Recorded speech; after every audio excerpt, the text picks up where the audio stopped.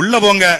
உள்ள பொண்ணு உதயேஸ்வரனை பார்த்த உடனே உங்களுக்கு தோணணும், ஆட்சிக்கு வர்றதுக்கு முன்னாடி அனைத்து இல்லத்தரசிக்கும் 1000 ரூபாய், ஆட்சிக்கு வந்த உடனே தகுதி, ஆட்சிக்கு வர்றதுக்கு முன்னாடி கூட்டுறவு கடன் ஃபுல்லா தள்ளுபடி, ஆட்சிக்கு வந்த உடனே தகுதி பார்த்து தள்ளுபடி. ஆட்சிக்கு வர்றதுக்கு முன்னாடி எல்லாத்தையும் அறிவிப்பீங்க, ஆட்சிக்கு வந்ததுக்கு அப்புறம் அப்படி மறந்துடுவீங்கல்ல. சரி, அப்படின்னு அந்த கோவத்தை புறம் கொண்டு போங்க. கல்குவாரி லாரி போதா கோபம் வரும், மண்டைக்கு ஏத்திக்க. மணலுக்கு லாரி ஓடி போதா மண்டைக்கு ஏத்திக்க. தண்ணி வரும்போது கோவம் வருதா மண்டைக்கு ஏத்திக்க. மழை பெய்யல நீர் பயிர் கருகி போச்சு மண்டைக்கு ஏத்திக்க. கரும்பு விலை சரியா வைக்கல மண்டைக்கு ஏத்திக்க. பாலியல் வன்புணர்வு நடக்கும்போது தீர்வு கிடைக்கலையா மண்டைக்கு ஏத்திக்க. வேங்க வயல் பிரச்சனை, கத்திஜவு பிரச்சனை, முல்லை பெரியாறு பிரச்சனை, பாலாட்டு பிரச்சனை, ஈழத்தமிழர் பிரச்சனை எல்லாத்தையும் மண்டைக்கு ஏத்திக்க. ஒரே ஒரு நாள் ஒட்டுமொத்த கோபத்தையும் மொத்தமாக கொண்டு போய் விவசாய சின்னத்துல குத்து. அதுக்கப்புறம் அவன் எல்லாரும் வாயை பொத்திக்கிட்டுப்பா.